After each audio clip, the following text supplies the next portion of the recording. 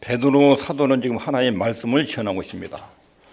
듣는 성도들이 심각한 환난과 핍박, 고난 중에 있습니다.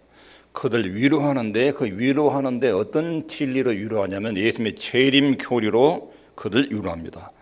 세상에 악이 끝날 때가 있습니다.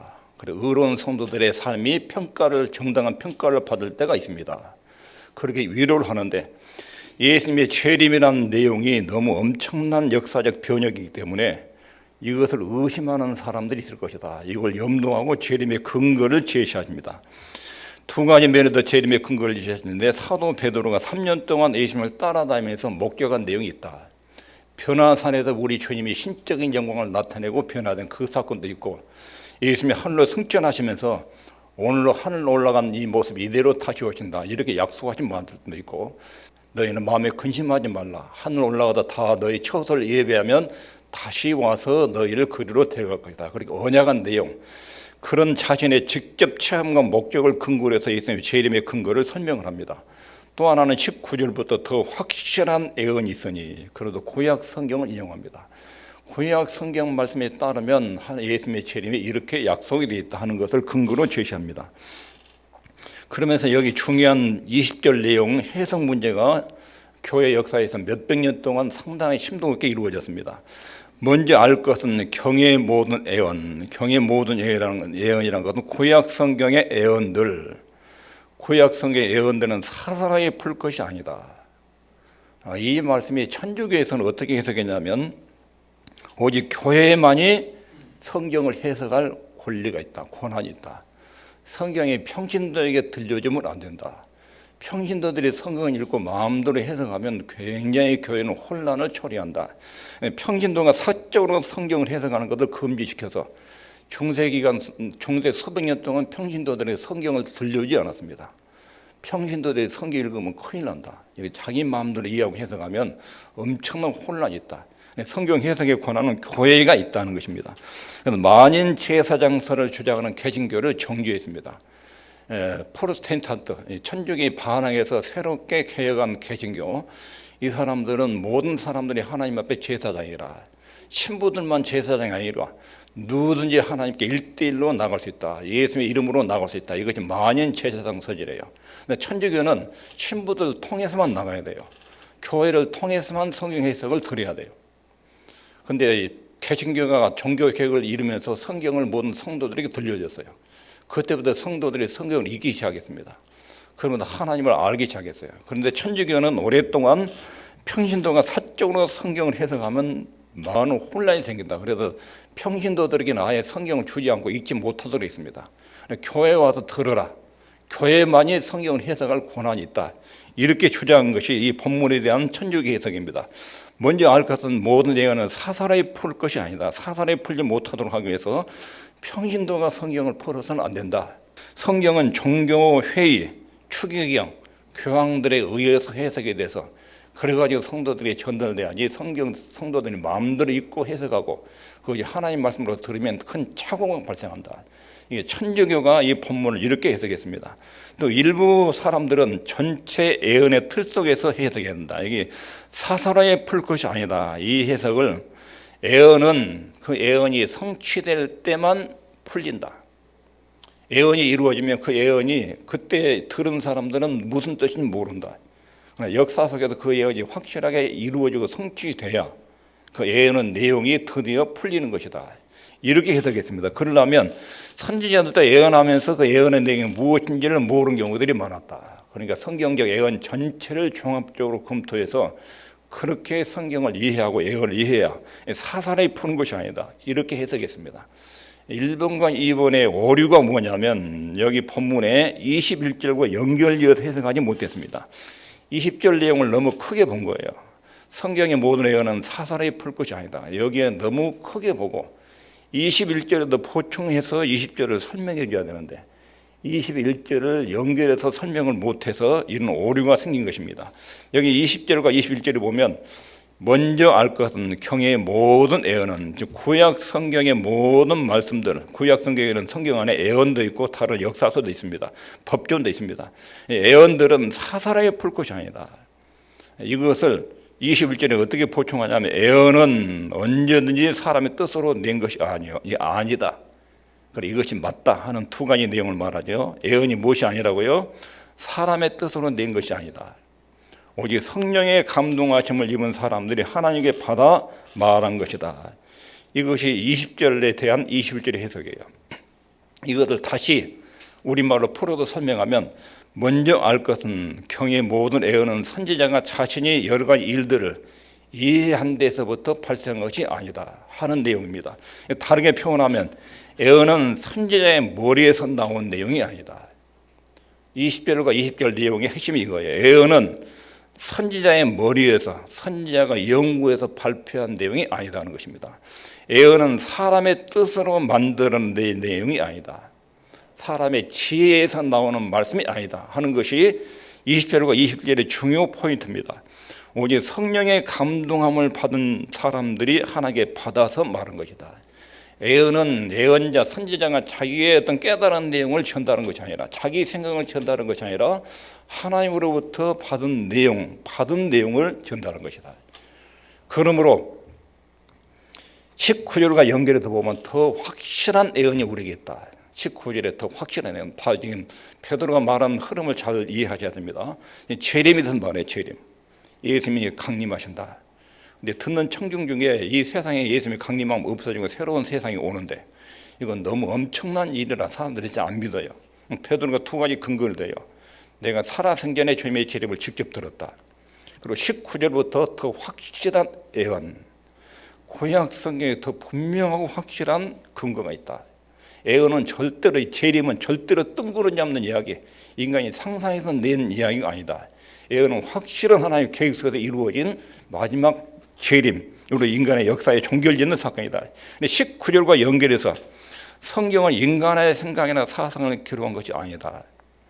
성경은 기록자를 하나님의 성령께서 통제해서, 하나님의 성령의 감동으로 그 사람의 전 인격을 통제해서 하나님 마음과 생각을 글로 표현해낸 것이 성경이다. 이것이 20절과 21절의 주요 내용입니다. 성경에 대한 사람들의 생각들이 있습니다. 첫 번째는 성경을 사람들의 지혜를 모아서 기록해낸 책, 이렇게 이해하는 사람들이 많습니다. 성경을 그렇게 인정하면, 사람의 말로 인정하면 하나님의 능력을 경험하지 못합니다.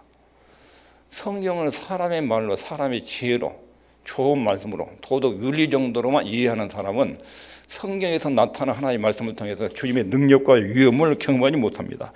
그 시대의 삶을 사는 사람들의 심원 통찰력, 보통 수준의 사람들보다 인생을 깊이 있게 통찰하고 지혜를 깨달아도 기록한 책이 성경이다. 이런 다른 종교의 경전처럼 이렇게 성경도 같은 레벨에 놓고 해석하는 사람들이 살던 시대에 깊이 숙고하고 토론하고 논쟁하고, 그러니까 깨달은 진리들을 기록한 것이 성경이다. 한마디로 성경은 인간의 저작 산물이다. 이렇게 보는 사람들이 많습니다. 성경을 이렇게 이해하면 성경이 하나님 말씀이 아니지요. 거기에 인생의 절대적인 중요한 기준을 둘 수가 없습니다. 인생의 가장 중요한 결정을 내릴 때 하나님 말씀에 토대에서 우리가 결정을 내려야 하는데, 성경을 근거해서 결정을 내릴 때 성경이 사람들의 저작 산물이다. 그러면 성경이 하나님 말씀에는 권위가 상실됩니다. 우리 인생의 기초가 되지 못합니다. 성경에 대한 첫 번째 생각들, 이것이 교회 안에도 상당히 많이 들어와 있습니다. 성경이 사람들의 지혜를 모아놓은 책, 인간의 저작 산물, 이렇게 이해한 사람들이 많습니다. 하나님은 지금 베드로를 통해서 하는 말이, 애언은, 성경은 하나님의 성령의 감동을 입은 사람들이 하나님께 받은 말씀이다. 읽겠습니다. 시작. 애언은 언제든지 사람의 뜻으로 낸 것이 아니요, 오직 성령의 감동하심을 입은 사람들이 하나님께 받아 말한 것입니다. 이것은 사람이 생각하고 있는 것을 기록한 것이 아니라 신문 기사처럼, 또는 유명하고 탁월한 철학자가 기록해놓은 책처럼, 공부를 많이 한 학식 있는 사람, 인간에게 교훈을 위해서 기록한 책처럼 그렇게 기록된 내용이 아니다. 애언은, 성경은 성령에 붙잡힌 받은 사람들에 의해서 기록됐다는 것입니다. 성령께서 오셔서 그 사람들을 붙들고 말씀을 전하기도 하시고 기록하기도 하셨다 하는 것입니다. 그래서 그런 증거 기록들이 구약 성경에 자주 나오는데 하나님이 말씀이 그들에게 임하사 여호와의 말씀이 그에게 임하사 여호와께서 가라사대 이런 말씀이 구약 성경에 자주 나옵니다. 이 말은 이 내용은 내가 생각해서 전한 내용이 아닙니다. 이사야 선지자 에레미야서나 이런 사람들이 기록한 내용을 보면 여호와께서 내게 말씀하여 이르시되 이 말씀이 수도 없이 많이 나옵니다. 그러므로 이 내용은 내가 생각해서 내 지혜를 여러분들에게 전달한 내용이 아닙니다. 하나님이 나한테 주신 말씀입니다. 이런 내용들의 표현이 많습니다.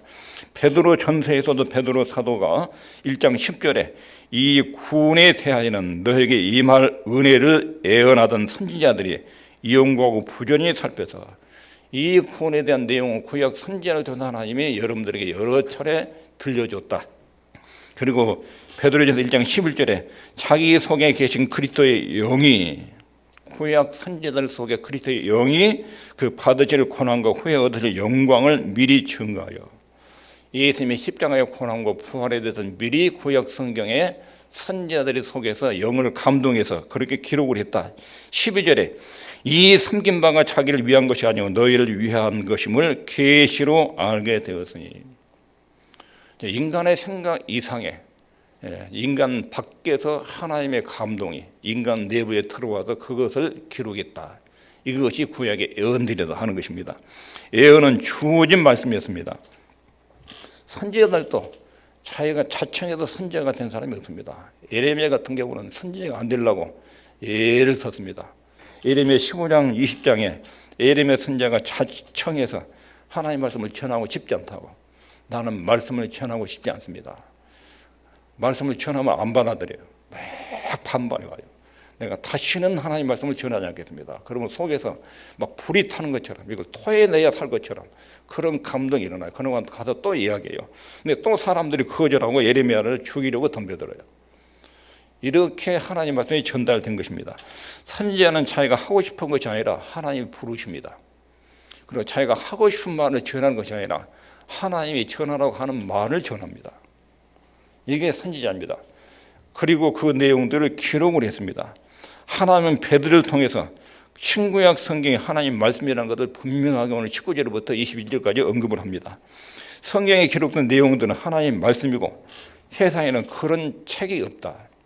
세상에는 아무리 인기 베스트셀러 최고의 책이라도 그 책 내용은 전부 다 사람의 생각의 글로 나타나는 거예요. 사람들의 생각의 글로 표현한 것이 세상에 있는 책들이에요. 성경은 하나님의 생각이 글로 표현된 거예요. 이것은 사람의 생각이나 사람의 말이 아니라 하나님의 말씀이에요. 베드로가 말하기를 그렇게 표현하면 안 돼요. 바울이 말하기를 아니에요. 하나님 베드로를 통해서 하나님 바울을 통해서 우리에게 말씀하시기를 이게 정확한 표현이에요. 베드로의 말, 에레미야의 말, 이사야 선지자의 말이 아니에요.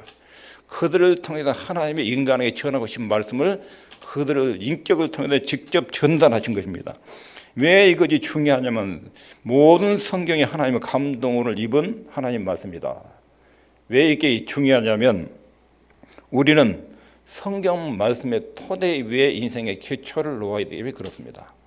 인생에서 결정적으로 생산 문제를 결정하고 중요한 문제, 그런 삶의 철학, 내 인생의 판단의 기초가 될 만한 내용, 그것을 어디서 찾아야 되느냐, 내 인생의 기초를 어디에 놓아야 되느냐. 훌륭한 사람들의 많은 말들이 있는데 그건 시대가 지나면 안 맞습니다. 어떤 경우는 맞아떨어져야 하는데 그렇게 정확하지 않습니다. 인간을 창조하신 하나님 말씀에 인생의 기초를 둬야 가장 흔들림 없이 견고한 반석의 인생을 세우는 것입니다. 하나님은 이 성경책을 통해서 인간에게 알려주고 싶은 생각이 참 많습니다. 하나님은 죄인된 인간들이 알려주고 싶은 것이 있습니다. 인간은 죄인이라 하나님께 접근이 안 됩니다. 인간은 죄인이라 하나님 만나도 그분의 음성을 들을 수 있는 자격과 조건이 안 됩니다. 하나님 앞에 죄인이 그대로 나가면 바로 즉사합니다. 근데 죄인들은 하나님 뜻을 알 수가 없습니다. 근데 하나님 쪽에서 죄인된 인간들에게 자기 생각을 전달하고 싶은 마음이 간절했습니다. 하나님 쪽에서 인간에게 자기를 나타내기를 기뻐하셨습니다. 성경은 사람의 상상으로 기록한 내용이 아니라 하나님의 감동으로 하나님의 생각과 뜻을 인간에게 전달한 내용입니다. 하나님이 인간에게 자기를 나타내 주는 방법이 두 가지가 있습니다. 일반 계시라는 것은 창조 세계, 우주와 생명체들의 모습, 그리고 역사의 진행 과정, 이런 것을 통해서 창조주 하나님이 이렇게 능력 있는 분이구나, 이런 정도로 알려줍니다. 일반 계시는 창조주 하나님의 능력과 권능에 대해서 알게 해줍니다. 우주와 지구를 볼 때마다 이것을 만드신 분이 얼마나 능력이 있을까, 이 정도 알게 하는 것이 일반 계시입니다. 그 다음에 또 하나는 특별 계시. 특별 계시로 하나님의 자기를 인간에게 알리십니다. 특별한 형태로 알립니다. 특별 계시의 첫 번째 형태는 하나님의 현현.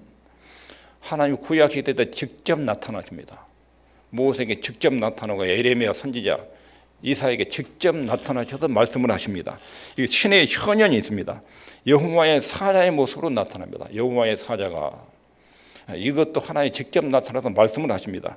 또 하나는 기적, 10가지 재앙, 홍해바다가 갈라지는 재앙, 이런 일들을 통해서 하나님이 어떤 분인지를 사람들이 알립니다. 이게 특별 계시입니다.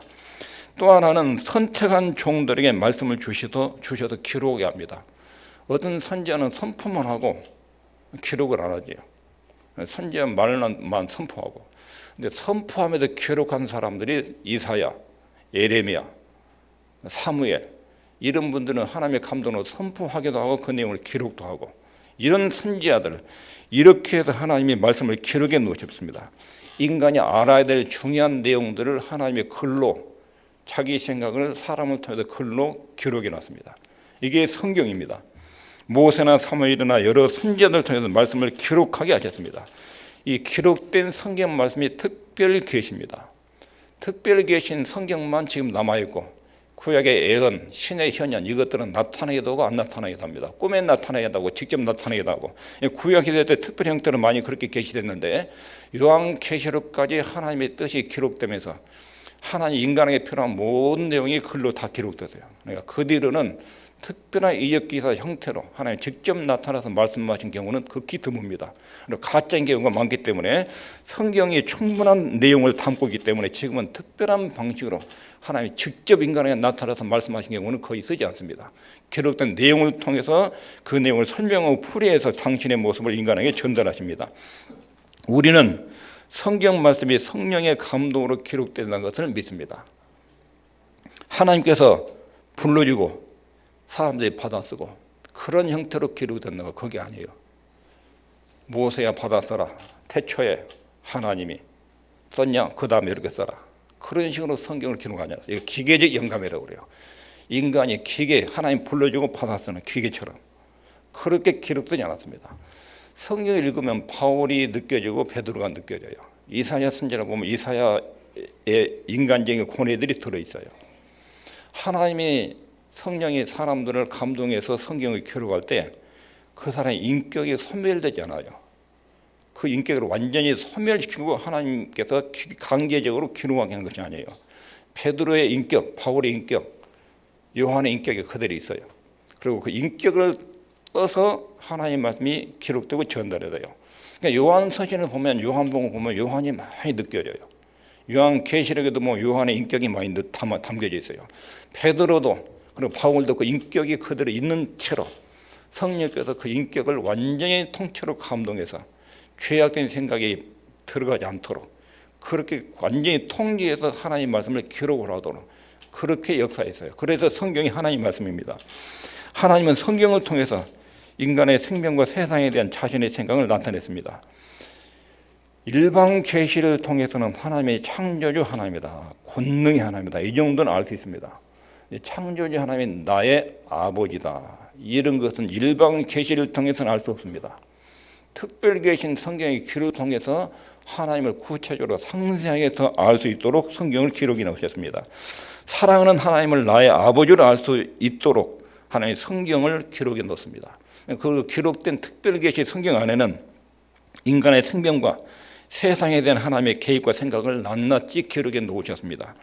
인간이 어떻게 생겨났는지, 인간의 문제가 왜 죄인지, 죄의 파장이 인간 역사에 어떤 파장을 끼쳤는지, 인간이 왜 이렇게 비참하고 힘들게 살아가는지, 그런 내용들을 성경의 기록을 통해서 상세하게 밝혀놨습니다. 그리고 하나님께서는 이 죄를 어떻게 처리하셨는지, 인간이 타락하고 죄이자 하나님이 이 죄를 처리해서 무슨 일을 하셨는지, 어떤 계획을 세고 어떻게 죄 문제를 처리하셨는지 이것들을 성경에 상세하게 기록해 놓으셨습니다. 성경의 역사에 하나님의 지도가 그려져 있습니다. 하나님이 인간에게 뭘 바라시고 원하시는지, 핵심 내용이 무엇인지 이런 내용들을 성경에 기록해 놓은 것입니다. 이런 내용은 창조 세계를 통해서는 알 수 없습니다. 천지만물을 보고는 이런 내용은 알 수 없는데 기록된 성경을 읽으면 하나님이 이런 심정과 생각을 가지고 있구나, 하나님이 이것을 사람에게 전한다라기를 원하시는구나, 이 하나님의 생각을 알 수 있습니다. 기록된 성경을 통해서만 인간에 대한 하나님의 구체적인 계획을 상세하게, 섬세하게, 꼼꼼하게 알 수가 있습니다. 앞으로 인류 역사가 펼쳐질 미래에 대한 하나님의 설계도도 성경 안에 다 들어있습니다. 이렇게 성경은 사람의 생각을 기록해 놓은 것이 아니라 하나님의 생각을 특별한 형태의 감동을 통해서 사람들의 손을 써서 기록한 것이 성경입니다. 우리는 성경은 하나님의 감동으로 기록한 하나님 말씀으로 믿습니다. 이 사람들이 하나님의 자녀들입니다. 이렇게 말씀을 정리하면 1절부터 18절까지, 베드로후서 1장 1절부터 18절까지 여기서는 고난 중에 있는 성도들을 권면합니다. 권면의 핵심이 뭐냐면 믿음에다가 이런 것들을 가미해서 보태서 더 활성화시켜라. 이것이 여러분들이 로마 국가 권력으로부터, 유대인들의 핍박으로부터 이길 수 있는 길이다. 믿음을 이야기하고, 또 하나의 권면 내용은 재림. 우리 주 예수님이 재림하시면 악인들이 어떻게 처참하게 심판을 받는지, 하나님의 자녀들 어떤 대우를 받는지, 이 세상 끝을 생각해라. 이 두 가지 내용으로 환난을 받고 있는 성도들을 위로하고 있습니다. 그리고 19절부터 21절까지는 재림에 대한 내용이 황당한 말로 들리지 않도록 성경적 권위를 근거로 해서 재림을 설명을 합니다. 베드로 사도가 말하는 이 재림은 황당한 이야기가 아니다. 내가 살아있을 때 주님으로부터 직접 들은 말씀들이 있다. 변화산에서 변하던 신적인 주님의 모습을 봤고, 그리고 예수님이 승천하실 때 천사들이 이 모습 그대로 다시 오신다. 이 말씀을 내가 그 현장에서 직접 들었고, 그리고 요한복음 14장에서 내가 다시 온다고 주님이 우리한테 직접 가르친 내용을 들었다. 이것을 근거로 해서 주님의 재림을 이야기하고, 또 하나는 성경적 권위에 더 확실한 애언이 있었다. 구약 성경을 근거로 해서 예수님의 재림과 구원 사역의 종교를 설명합니다. 성경에 기록된 내용은 인간의 저작 산물이 아니다. 이게 본문의 핵심 부분입니다. 재림을 설명할 때 이해할 수 없으니까 베드로 사도가 성경적 근거를 가지고 예수님의 재림을 말하는데, 성경은 성경적 권위를 말하되 이것은 인간의 저작 산물이 아니다. 성경은 하나님께서 인간을 통해서 기록하신 하나님의 말씀이다 하는 것입니다. 그러므로 예수님의 재림은 틀림없는 사실이다. 하나님의 말씀에 의해서 기록된 확고하고 분명한 하나님의 말씀이다. 그러므로 우리는 예수님이 다시 오신다는 말씀을 성경에 기록된 내용을 통해서 확실히 알 수 있다 하는 것입니다. 기도하겠습니다.